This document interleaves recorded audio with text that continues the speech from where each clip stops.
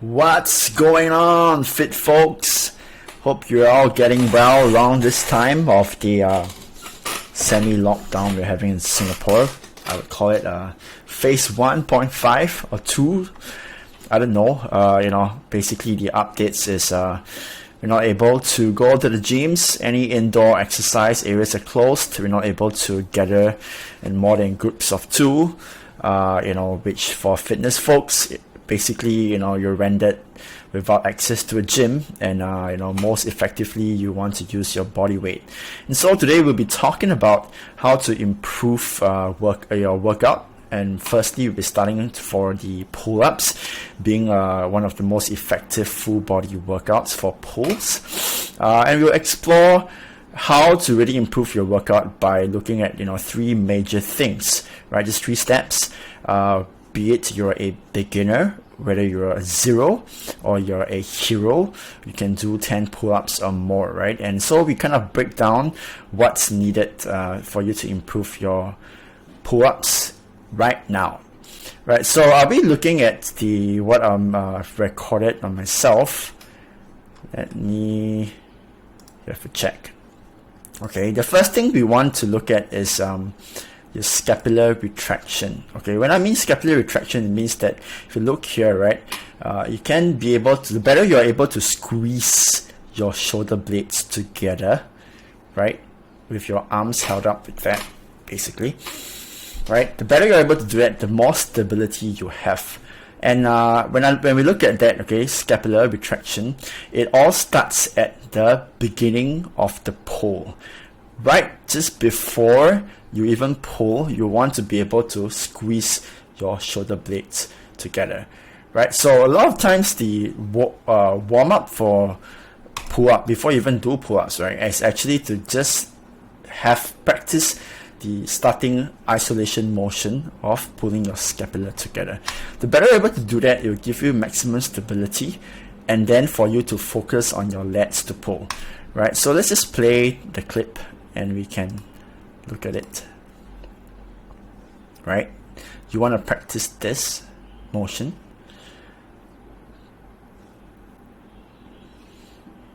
Say, jump up and pull, right? Look at that.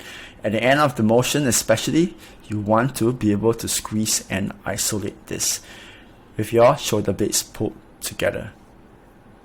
Alright, so that's really the key thing, first of all, for the pull-ups, is that the better you retract your scapula, the better you're able to really stabilize your back and use your lats to pull as well. Alright, so that's really the first thing I want to talk about. And then the second thing is looking at your width, right? How far you hold your pull-ups at, right? So for most people, the strongest pull-up, okay, is to be able to have shoulder width. When I mean shoulder width apart, right, it is somewhat here. Okay, I'm doing a slightly wider than usual to better isolate my lats, but if you want to really maximize the number of pull-ups you do, then it's actually in shoulder width. Okay, the wider you go, actually it's harder, but the better you're able to isolate your lats. Right, so I would say for myself, I usually like to do 10 sets of pull-ups of at least 10 reps each. Okay, I find that it fatigues everything, and I start with a wider width. For wider width apart, right, I'm able to then isolate my lats first. Okay, and as it fatigues, I move to a stronger position, which is closer to shoulder width, and I'm still able to do a lot more reps. And then as I fatigue even more, I move to a narrow grip, right? So the narrow grip you are doing, it uses more of your biceps, okay? The key thing to remember is that pull-ups is a full back motion, right, workout. And as you pull, to move to your chin up to the bar is actually a lot more on your biceps, whereas from the bottom to nearer to the top is more of your back, okay? Of your entire back. So a few things here, okay? We talked about the scapular retraction. We talked about the strongest position being the width, shoulder length apart. And if you want to isolate the lats width, you go further apart.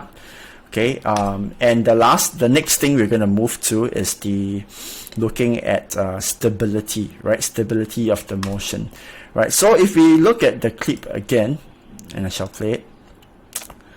Okay, notice I lock my legs. Okay, not always, but the idea here is that you want to engage your core as you move, okay, so that your body does not have any energy dissipated. So in short, your body moves as one, right? In a sense, okay, your leg position matters as well, because the better you're able to engage your core, right? Your core being, you isolate your abs and your legs do not flock about, okay, like flock about like gonna drown, the better you're able to conserve your strength to move as one unit. So in this case, the tips are, you could try two things, okay? You could try putting your legs in front of you, okay, in front of you, where you engage your abs, so that, you use your whole body to move, okay? It actually definitely conserves your energy. Or like myself, I sometimes like to curl my leg back, right, in this motion, right, so that the body is kind of like an arc, and I'm able to really isolate my back, and curl like a ball this way, and really just use every ounce of my strength to pull, right? So you could try what works. Some people like to hook their legs at the back as well, okay, if that works for you. So I would say you can try that, but the ideal effect that you're going for is to isolate your body such that your legs as well as your arms and your back move as one unit up and down, right? So I would just say these three tips to summarize. Look at your scapular retraction right from the get-go, right? The better you're able to isolate it, the better strength and stability you have. Number two, optimize your width of how you do your pull-ups. If you want the strongest one, most people will be at the shoulder width. The wider you go, the more difficult it is, but the better you're able to isolate your lats for the width. Okay, lastly, you want to look at locking or engaging your core such that your legs stay still, be it your legs at the front, which is the better, or your legs at the back. In this case, it helps if you have a bar that is higher. In this case, you need to jump, right? And you're able to let your legs dangle, okay, and still engage your core so that it doesn't move about. So I hope that with these three tips, you will take away and improve your pull-ups right now. That's all I have for you for today, and stay tuned for more. Bye, fit folks.